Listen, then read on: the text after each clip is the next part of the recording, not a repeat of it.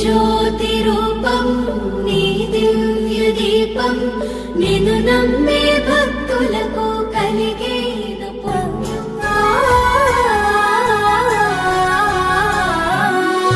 మందర కుసుమార్చిత